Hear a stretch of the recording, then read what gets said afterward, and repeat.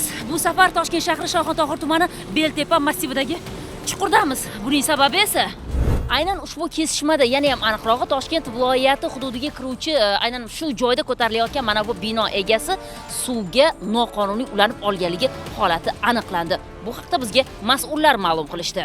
Toshkent shahar ichimlik suv ta'minoti mas'ul xodimlari tomonidan o'tkazilgan tekshiruv davomida diametr 1200 mm bo'lgan markaziy ichimlik suv tarmog'ining suv ta'minoti korxonasiga tegishli mavjud zadvishkasiga, ya'ni zulfiniga diametri 150 mm bo'lgan quvur orqali o'zboshimchalik bilan ulanish holati aniqlandi. Mazkur MChJ ayni paytda Toshkent viloyati Toshkent tumani hududida ko'p qavatli uy qurilish olib bormoqda. Biroq ichimlik suv tarmog'iga ulanish amaldagi tartib-qoidalariga zid ravishda ruxsatsiz amalga oshirilganligi qayd etildi.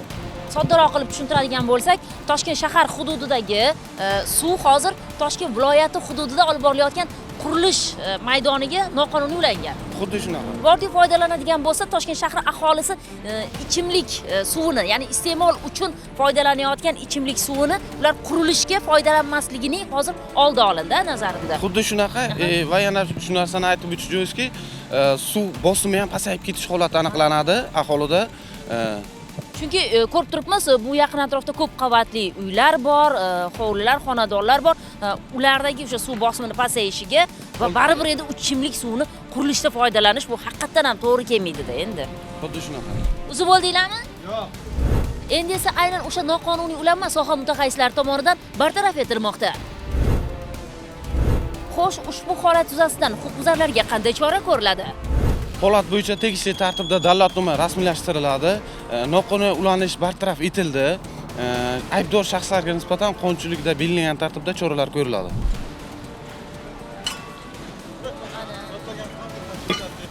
Mana shu orqali suvni tortib olishyapti ular.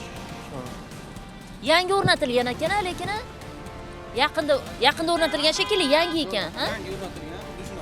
Qachon o'rnatilganligini bilish mumkinmi? Suv ta'minoti xodimlari bilan birgalikda reyd tadbirlari davomida kechani o'ziga aniqlandi. Bugunda bartaraf etildi holat yuzasidan. Demak, hali suvdan foydalanishga, isrofgarchiligiga yo'l qo'yilmadi. Yo'q, yo'l qo'yilmadi. Foydalanishga ulgurishmadi. Yo'q, ulgurishmadi. Demak, o'zini qo'sh tirnoq ichida uddabiron sanayotgan tadbirkorlar ichimlik suvidan qurilishda yoki dalani sug'orishda foydalanaman deb chuchvarani xom sanamang, xomtama bo'lmang. Mana shunday aqlli, zukko, bilimdon, hatto yer tagida nima bo'layotganligini darhol sezadigan xodimlar bor ekan, sizning bu rejalaringiz hech qachon amalga oshmaydi.